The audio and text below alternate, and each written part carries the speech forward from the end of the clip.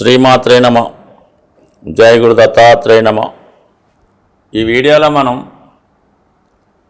మకర రాశి వారికి శ్రీ విశ్వావసునామ సంవత్సర ఉగాది ఫలితాలు తెలుసుకుందాం. అంటే మనకి ఇప్పుడు రాబోయే ఉగాది నుంచి మళ్ళా వచ్చే సంవత్సరం ఉగాది వరకు ఈ 12 నెలల్లో మన టోటల్ బడ్జెట్ ఏ విధంగా ఉంటుంది అని తెలుసుకోవడానికే ఈ ఉగాది ఫలితాలు. అందుకనే సాధారణంగా ఈ ఉగాది ఫలితాల్లోనే ఆదాయ వ్యయం చెప్పడం జరుగుతూ ఉంటుంది. మరి మకర రాశి వారికి ఆదాయం 8 పాయింట్లు, వ్యయం 14 పాయింట్లు ఉంది. ఇది చాలా అదృష్టంతో కూడుకున్నది. అంటే ఆదాయం కన్నా ఖర్చు ఎక్కువ ఉంది కాబట్టి అది కూడా ఇంచుమించుగా 40-50% ఎక్కువ ఉంది. అంటే ఈ సంవత్సరం ఖచ్చితంగా మీరు ఒక ఇల్లు కొనుక్కోవడం కానీ, పెళ్లి చేయడం కానీ, పిల్లలకి ఏమైనా ఎక్కువ ధనం ఖర్చు పెట్టి విద్య చెప్పించడం కానీ జరుగుతుంది అన్నమాట. అందుకనే ఈ సంవత్సరం మీకు వ్యయం ఎక్కువగా ఉంది. దానికి తోడు ఆదాయం కూడా ఇంచుమించుగా సమానంగానే ఉంది. అందువల్ల మీరు తొందరగా ఏదైనా ఒక స్థిరాస్తి కొనుక్కునే ప్రయత్నం చేయండి. ఈ ఉగాది ప్రారంభమైన దగ్గర నుంచే. మరి స్థిరాస్తి కొనుక్కోకపోతే వేరే విధమైన ఖర్చులు రావచ్చు. అనుకోకుండా ఏదో ఆపదో ఇబ్బంది వచ్చి ఆ విధంగా ఖర్చు అయిపోతుంటుంది. అందుకని మంచి కార్యక్రమాలను ఖర్చు పెడితే నో ప్రాబ్లం. రాజపూజ్యం, అవమానం రెండు ఇంచుమించుగా సమానంగానే ఉన్నాయి. 4 రాజపూజ్యం, 5 అవమానం. గౌరవం సాధారణంగా ఎవరికైనా హెల్ప్ చేసినప్పుడు గౌరవం పొందుతూ ఉంటారు. ఎవడైనా అప్పటికి మిమ్మల్ని లేదని మీరు చెప్తే అవమానం రావడం జరుగుతూ ఉంటుంది. అంత పెద్ద ఫీల్ అవ్వక్కలేదు, సమానంగా ఉంది కాబట్టి దానికోసం పెద్దగా పట్టించుకోకలేదు. ఈ రోజుల్లో ఎంత రాజపూజ్యం పొందినా పెద్ద ఉపయోగం లేదు. ఎక్కువ అవమానం పొందితేనే వాడు ఎక్కువ ధనాన్ని సంపాదించి మంచి హ్యాపీగా ఉంటున్నాడనమాట. అందువల్ల ఏంటంటే కాలానుగుణంగా మారుతూ ఉండాలి. ఇప్పుడు మన మకర రాశి వారి యొక్క ఫలితాలు పరిశీలించినప్పుడు మోస్ట్ ఫేవరబుల్గా ఒక 7.5 సంవత్సరాలుగా ఇబ్బంది పడుతున్న వారికి మంచి పొజిషన్లోకి శని భగవానుడు రావడం జరిగింది. అంటే ఇంచుమించుగా చాలా మంచి స్థానంలోకి మీరు వెళ్ళబోతున్నారు. ఏదైతే అభివృద్ధి ఆగిపోయిందో అది తిరిగి ప్రారంభం అవడం జరుగుతుంది. కొత్త అవకాశాలు రావడం జరుగుతూ ఉంటుంది. ముఖ్యంగా నిరుద్యోగ యువతకి, అలాగే ఎవరైతే దూర ప్రాంతంలో విదేశంలో సరైనటువంటి అవకాశాలు లేక ఇబ్బంది పడుతున్నారో అటువంటి వారికి మరి ఈ ఉగాది నుంచి ఖచ్చితమైనటువంటి ఉపాధి అవకాశాలు, గౌరవప్రదమైనటువంటి హోదా లభిస్తూ ఉంది. తృతీయంలో ఉన్నటువంటి శని భగవానుడు అటు 5వ స్థానాన్ని వీక్షించడం వల్ల మీలో ఉన్నటువంటి టాలెంట్కి తగిన గుర్తింపు రావడం జరుగుతూ ఉంటుంది. అలాగే చాలా బలహీనతల నుంచి బయటపడతారు.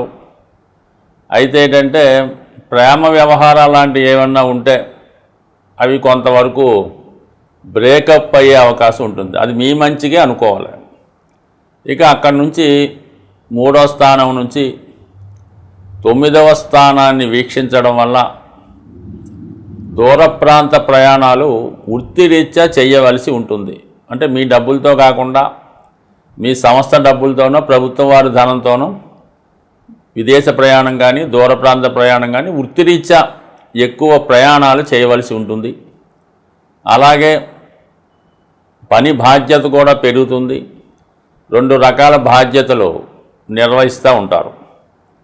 మరీ అదృష్టం ఏంటంటే మరి 3వ భావంలో ఉన్నటువంటి శని భగవానుడు మీ యొక్క వ్యయస్థానాన్ని కూడా వీక్షిస్తుంటాడు. అది ఒక శుభస్థానం నుంచి వ్యయస్థానం చూడటం వల్ల స్థిరాస్తి మీద పెట్టుబడి పెట్టడం కానీ, ఇందాక మనం చెప్పినట్టు స్థిరాస్తి కొనడానికి కూడా ఈ గురువే కారణం అదే మన శని భగవానుడే కారణమయ్యాడు. అందుకని వ్యయం 14 పాయింట్లు వచ్చింది కాబట్టి మరి మీరు ఏదైనా స్థిరాస్తి కొనుక్కుంటే దానికి సరైనటువంటి వనరులు, సహకారాలన్నీ కూడా భగవంతుని యొక్క అనుగ్రహంతో రావడం జరుగుతుంది. కాబట్టి మీరు ముందు ఏదైనా స్థిరాస్తి కొనే ప్రయత్నం చేయండి శని భగవానుడి ఆశీస్సులతో. ఇక గురువు 5వ స్థానంలో సంచరిస్తున్నాడు. ఇది చాలా వరకు మంచిదే. ఎంతవరకు? మే 15 వరకు సంచరిస్తాడు.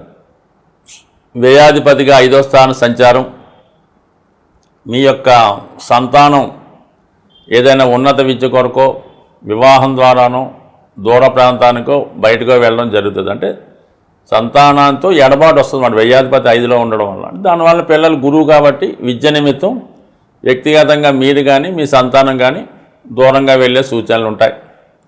ఇంచుమించుగా మనకి ఈ మే 15 తర్వాత గురువు 6వ స్థానానికి రావడం జరుగుతుంది. 6 నుంచి మళ్ళీ 12 వీక్షిస్తుంటాడు కదా. కంపల్సరిగా మీరు ఏదైనా స్థిరాస్తి కొంటే మే 15 తర్వాత దానికి తగిన రుణం కూడా లభించడం వల్ల 100% మరి స్థిరాస్తి కొంటారు. అలాగే పెద్ద మొత్తంలో ఉన్నటువంటి రుణాలన్నీ కూడా తీరిపోవడం జరుగుతుంటుంది. అది ఏ రుణం అన్నా అవ్వచ్చు. మొత్తం మీద రుణాల నుంచి బయటపడతారు, అనారోగ్య సమస్యల నుంచి బయటపడతారు. కొంతమంది ఏదైనా హెల్త్ ప్రాబ్లమ్స్ ఉన్నవాళ్ళు ఏదైనా ప్రకృతి ఆశ్రమంలో చేరి మీరు వైద్యం చేసుకునే అవకాశం ఉంది. కొంతమంది ఏదైనా అదృష్టవశాత్తు వాళ్ళకి ఏదైనా ఒక పుణ్యక్షేత్రంలో కొంతకాలం పాటు స్టే చేయడం కూడా జరిగే అవకాశం ఉన్నది. మొత్తం మీద గురువు మంచిగానే ఫలితం ఇస్తాడు. శని భగవానుడు ఆల్రెడీ మంచి పొజిషన్లోకి రావడం జరిగింది. ఇక రాహు కేతువుల్లో మరి రాహువు తృతీయ స్థానం నుంచి స్వక్షేత్రమైనటువంటి ధనస్థానంలోకి రాబోతున్నాడు. దానివల్ల ఏంటంటే మరి ఒక విధమైన ధనయోగం ఏర్పడుతుంది. అంటే ఏ విధంగా విదేశ ధనం రావడం జరుగుతుంటుంది. అయితే ఏంటంటే కుటుంబ సభ్యుల ప్రవర్తన విషయంలో కానీ వాళ్ళ బిహేవియర్ విషయంలోని కొంత ఇబ్బందులు రావచ్చు. మీ కుటుంబ విషయాల్లో ఇతరుల యొక్క జోక్యం కొంత ఇబ్బందులు కలిగిస్తుంటుంది. మీ యొక్క పర్సనల్ లైఫ్కి కొంతవరకు విభేదం కలిగించి అవకాశం ఉంది. అలాగే మీ కుటుంబ సభ్యుల మధ్య ఇతరుల ప్రమేయం వల్ల మనస్పర్ధలు రావడం, మీ కుటుంబ సభ్యులే మీకు వ్యతిరేకంగా నిర్ణయాలు తీసుకోవడం, మీకు చెప్పకుండా వాళ్ళ నిర్ణయాలు వాళ్ళు తీసుకొని అమలుపరచడం జరుగుతుంటుంది. అంటే మీకు నచ్చని విషయాలు మీ కుటుంబంలో జరిగే అవకాశం ఉంది. దాన్ని మీరు గట్టిగా వ్యతిరేకిస్తే మరి కుటుంబం నుంచి వాళ్ళు విష్కర్మించడం జరుగుతూ ఉంటుంది. అంటే బయటికి వెళ్ళిపోవడం జరుగుతుంది. మీకు ఇష్టం లేకపోతే మీరన్నా బయటికి వెళ్ళవలసి ఉంటుంది. అందువల్ల కొంచెం జాగ్రత్తగా లౌక్యంగా ఎవరికి ఇబ్బంది కలగకుండా చూసి చూడనట్టు విషయాన్ని బట్టి మీరు ప్రవర్తించడం మంచిది. అంటే ఒక రాజీ మార్గంలో వెళ్ళడం మంచిది. లేకపోతే వాళ్ళ పరువు మీ పరువు కూడా కొంతకంటే దానికి తగినటువంటి ఇబ్బంది కలుగుతుంది. పరువు పోవడం అంటే మరి గొప్ప ఏం కాదు. ఏదన్నా ఇంటర్ క్యాస్ట్ మ్యారేజో, లవ్ అఫేరో, ఇంకోటో జరుగుతుంటుంది. దానివల్ల మనస్తాపానికి గురయ్యే అవకాశం ఉంది. కాబట్టి పెద్ద సీరియస్గా తీసుకోకూడదు. సింపుల్గానే తీసుకుంటే నో ప్రాబ్లం. ఇక కేతువు ప్రస్తుతం 9వ స్థానంలో ఉన్నటువంటి కేతువు 8వ స్థానంలోకి రావడం జరుగుతూ ఉంటుంది. అంటే అష్టమం ఎప్పుడూ కూడా కొన్ని అనుకోని సంఘటనలకు కారణం అవుతుంటుంది. సడన్గా కొన్ని వార్తలు వస్తుంటాయి. అయితే ఇది కేతువు ఆధ్యాత్మిక గ్రహం కాబట్టి మరి ఏదైనా ఒక రహస్యాలు కొన్ని నిగూఢంగా ఉంచవలసిన విషయాలు మీకు తెలియడం జరుగుతుంది. ఎవరైతే పరిశోధనా రంగంలో ఉండి ఈ ఆధ్యాత్మిక రంగంలోనో ఏదో ఒక విషయంలో నిగూఢంగా పరిశోధన చేస్తున్న వారికి దానికి సంబంధించిన విషయాలు మీకు రావడం జరుగుతూ ఉంటుంది. అంటే లోతుగా పరిశీలించి రహస్యంగా ఉన్న విషయాలు మీరు కొన్ని తెలుసుకుంటారు. దానివల్ల మీకు చాలా వరకు భవిష్యత్తులో ఉపయోగపడుతూ ఉంటుంది. కొంతమంది ఏంటంటే ఈ సందర్భంలో రాహు కేతు 2 8లోకి వచ్చారు కాబట్టి నిధులు దొరుకుతాయనో ఇంకోటి భూమిలో లభిస్తాయనో అన్వేషిస్తున్న వాళ్ళకి చాలా వరకు ఈ సందర్భంలో మీ యొక్క ప్రయత్నం చివరి నిమిషంలో ఇబ్బంది కలిగి ఏదో ఒక ఆపదలోనో ఇబ్బందిలోనో చిక్కులో పడవలసి ఉంటుంది. కాబట్టి సాధ్యమైనంత వరకు ఈ నిధులు అన్వేషిస్తున్నానికి వెళ్తున్న వాళ్ళు, గుప్త నిధుల కోసం చూస్తున్నవారు, అలాగే ఈజీగా మనీ సంపాదిస్తామనుకున్న వాళ్ళు వాటి జోలికి వెళ్లకుండా ఉంటేనే మంచిది. ఈ ఉగాది సందర్భంగా ద్వాదశ రాశుల వారికి చక్కని పరిహార మార్గం తెలియపరచడం జరుగుతుంది. సాధారణంగా ప్రతి ఒక్కరికి ఉన్నటువంటి సమస్యల్లో ఆర్థికపరమైనటువంటి సమస్య, రుణ బాధలు, ధనం సరిపోవడం ఒకటైతే మరి కొంతమందికి అనారోగ్యపరమైనటువంటి సమస్యలు, హెల్త్ ఏదో రకంగా ఇబ్బంది పెడుతుంటుంది. అంటే సాధారణంగా ఈ అనారోగ్య సమస్యలు బయట వారికి అర్థం కావు. ఆరోగ్యంగా ఉన్నవాడికి అనారోగ్య సమస్యల గురించి పెద్ద అలాగే అనుకుంటాడు తప్ప పెద్దగా ఇతనికి దాని గురించి పెద్ద బాధ ఉండదు. అనారోగ్యంతో బాధపడుతున్న వాడికి ఆ బాధ తెలుస్తూ ఉంటుంది.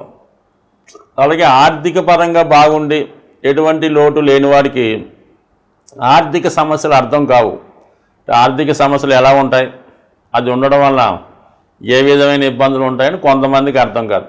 ప్రస్తుతం ఉన్నటువంటి జనరేషన్లో చాలామందికి, అంటే ఇప్పుడు ఉన్నటువంటి పిల్లలు, చదువుకున్న పిల్లలు ఉన్నటువంటి జనరేషన్లో ఉన్నటువంటి స్టూడెంట్స్కి అసలు ఫైనాన్స్ ప్రాబ్లం అంటే తెలీదు, అసలు ఆకలి అంటే ఎలా ఉంటుందో కూడా తెలీదు. అంటే ఇది ప్రస్తుతం వీటన్నిటికీ ఏదైనా చక్కని ఆరోగ్యం, మంచి ఫైనాన్షియల్ పొజిషన్ ఇవ్వాలంటే దానికి మనం ఆరాధించవలసినటువంటి గ్రహం, ఏకైక గ్రహం సూర్య భగవానుడు. సూర్య భగవానుడు అనుగ్రహం ఉంటేనే ఈ రెండు, ఆరోగ్యం ఐశ్వర్యం రెండు కూడా లభిస్తాయి. మిగతా గ్రహాలు ఎలా ఉన్నా మనకు అనవసరం. ఒక్క రవి బలంగా ఉంటూ రవిని పూజించుకుంటే 100% ఆర్థిక సమస్యలు, అనారోగ్య సమస్యల నుంచి బయటపడవచ్చు. అందువల్ల ఏంటంటే మరి ప్రతి ఒక్కరూ కూడా ఈ ఉగాది నుంచి సూర్య భగవాను ఆరాధిస్తూ ప్రతిరోజు సూర్య నమస్కారం చేసుకొని ఆదివారం నియమంగా ఉండడం. దాని తర్వాత ఏంటంటే ఈ క్యారెట్ ఏదైతే ఉందో అది ఆదివారం రోజు గోవులకి పెట్టడం వల్ల సూర్య భగవానికి సంతృప్తి కలుగుతుంది. అంటే క్యారెట్ ఆవులకి పెట్టవలసి ఉంటుంది. సూర్యునికేమో అవకాశం ఉన్నవాళ్ళు ఆదివారం రోజు పాయసం, అంటే గోధుమ నూకతో చేయనటువంటి హల్వా కానీ పాయసం కానీ నైవేద్యంగా పెట్టవలసి ఉంటుంది. పెట్టిన ప్రసాదాన్ని మీరు స్వీకరించవలసి ఉంటుంది. అంటే సూర్యభగవానుడికి దంతాలు, పళ్ళు ఉండవన్నమాట. అంటే కొన్ని కారణాల వల్ల దక్ష యజ్ఞంలో ఆ విధంగా జరిగింది. అందువల్ల మెత్తని పదార్థాలు, పాలతో చేసినటువంటి కోవా, గోధుమలు ఇష్టం కాబట్టి ఆ ప్రసాదం పెట్టడం వల్ల మనకి ఐశ్వర్యం లభిస్తూ ఉంటుంది. టెక్నిక్గా చూడండి, మీరు మన మామూలు వరి అన్నం కన్నా ఈ గోధుమ రొట్టి ఎవరైతే తింటూ ఉంటారో ఎక్కువ, అంటే 2 పూటలు కూడా తినచ్చు, వారి యొక్క ఐశ్వర్యానికి, సంపదకి మామూలుగా మన వరి అన్నం తినే వాళ్ళు ఒకసారి కంపేర్ చేసుకోండి. అంటే రవి అనుగ్రహం ఈ గోధుమ వినియోగం వల్ల వస్తుంది కాబట్టి నానబెట్టిన గోధుమలు కూడా ఆవుకి పెట్టడం వల్ల, క్యారెట్ పెట్టడం వల్ల, మీరు కూడా అవి ఆహార పదార్థాలుగా తీసుకోవడం వల్ల అది కంటి చూపు పెరుగుతుంది, ఆరోగ్యం పెరుగుతుంది, ఐశ్వర్యం కలుగుతుంది, ఆరోగ్యం కూడా కలుగుతుంది. బట్ ఏదైనా సూర్య ఆరాధన, సూర్యాష్టక పారాయణ, ఆదిత్య హృదయం నేర్చుకుంటే, చదువుకుంటే మొత్తం ఏ గ్రహ పరిహారానికైనా ఒకటే సమస్య, సూర్య ఆరాధన. స్వస్తి.